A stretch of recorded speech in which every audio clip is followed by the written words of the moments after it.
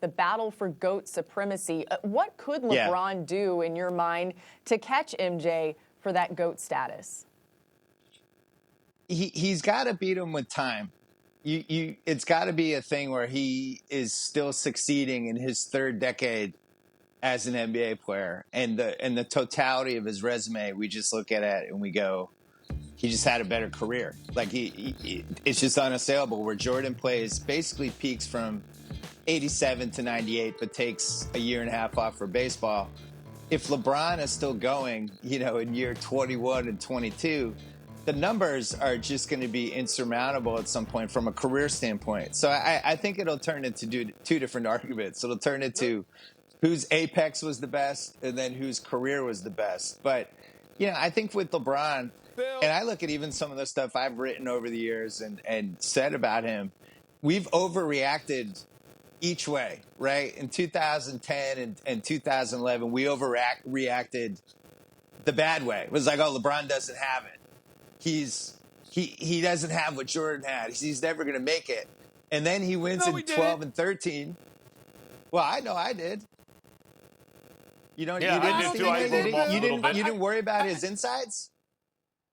No. What I'm saying is that, listen, we chronicle the deeds when they transpire. When we looked at LeBron in 2011, when that happened, that's what we said at that particular moment in time. We can't live in a world where we're sitting there going like this, tomorrow is not guaranteed. We recognize that, but you know what? He'll be fine in 5, 6, 8 years. At that moment, what you said, what I said, what we all said was accurate. And then he grew and showed his greatness. But let me get back to something you said earlier, Bill, because I want to make sure that I got you accurately about the blasphemy I think you're spewing. Are you trying to say that at some point in time that a guy that's lost 6 championships now, as great as he is, Mount Rushmore, a guy that lost 6 championships has an opportunity in his career to eclipse Michael Jordan? Is that what you're saying? Not for me, but I do think the case will be open for it because I think the totality of the career and the numbers, and when you add everything up, and it's just like the guy just played way longer at a way higher level than Jordan did, I think the case will be open. And I do think there's a recency bias with all this stuff. Isn't that the case now?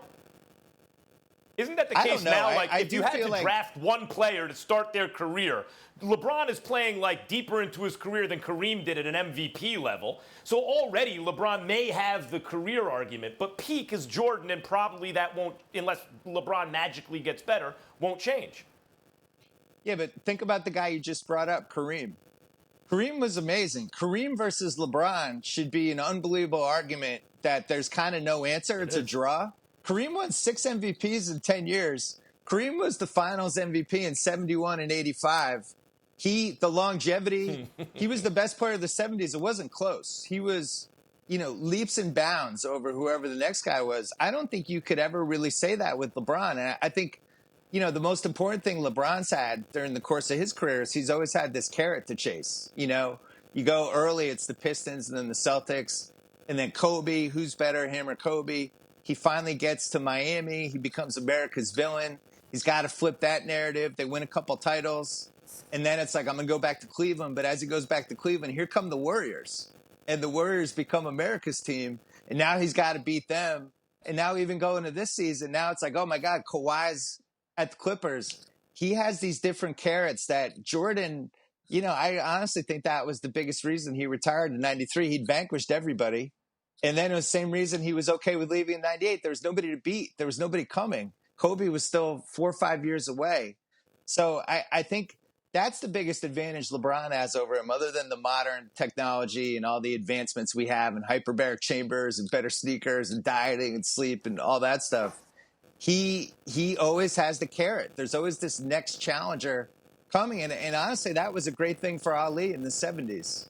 Ali, right when it should have started to turn, all of a sudden there's Foreman. Foreman's unbeatable. Oh, my God, if you beat this guy. And, I think LeBron's going to need that if we're talking GOAT conversation.